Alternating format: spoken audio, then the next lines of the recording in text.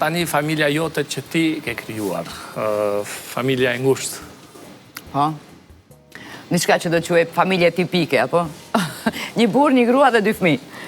Tipike krahasuar me atë që kishe jetuar ti si fëmijë. Po. Po edhe kjo nuk është shumë tipike, a? Bashkëshorti tim është 10 vite më i ri se unë. E tash në rrethanat shqiptare dhe kjo nuk është tipike. Ase si të bëj diçka tipike unë. Kjo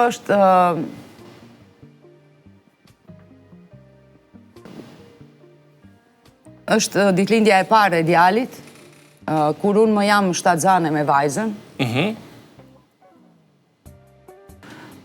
Pas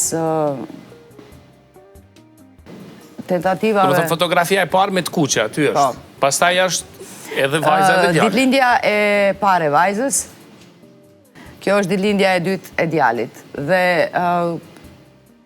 kur kërkoj fotografi për të treguar lumëturin, gjithmonë janë këto. Po në fakt unë jam njeri lumëtur edhe jashtë familjes. Jam njeri i qeshur me shumë njerëz të dashur edhe vetes, por kjo është ajo që më ka munguar që nga mosha 3 vjeç. Dhe më janë dashur goxha vite për ta realizuar, po ja ku janë. Tani, nuk është tipike për faktin se bashkëshorti është 10 vjet më i ri. Kanë komentuar?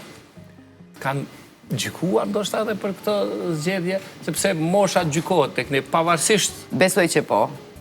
Mendoj, askush nuk do të vjen në fytyrë të thotë. Shoqet e mia e komentojnë për humor ose shokët e mi. Por realisht Aseferi nuk është një djalë tipik i moshës të vet me pantallona të grisura, të zbritura. Ka një karakter të një njeriu më të pjekur.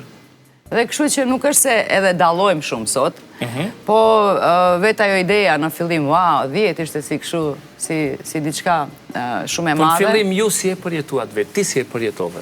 Unë si e përjetova... Apo nuk e ke pyet fare për moshën? Jo, unë refuzimi im i parë ishte pikërisht për shkak të moshës, që nuk zgjati shumë, se dinte të më binde. Unë tha, jam më i ri se ti, po unë nuk jam fëmijë dhe kishte të drejta, i kishte 33 vjet, tash llogaritni sa kam pas unë. E di, cilat janë ato pjesët pak më kështu, më të çuditshme, kur ndodhin këto zhvillimet familjare, ceremonit, edhe tash unë nuk e di, a jam te nuset e reja, ku jam? Se realisht nuk jam me re, po unë jam 5 vjet e martuar.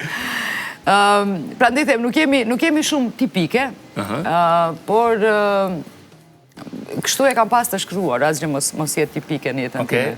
Dhe e ke vërtetuar ato që dashuria nuk ka moshë? Po, definitivisht. Definitivisht.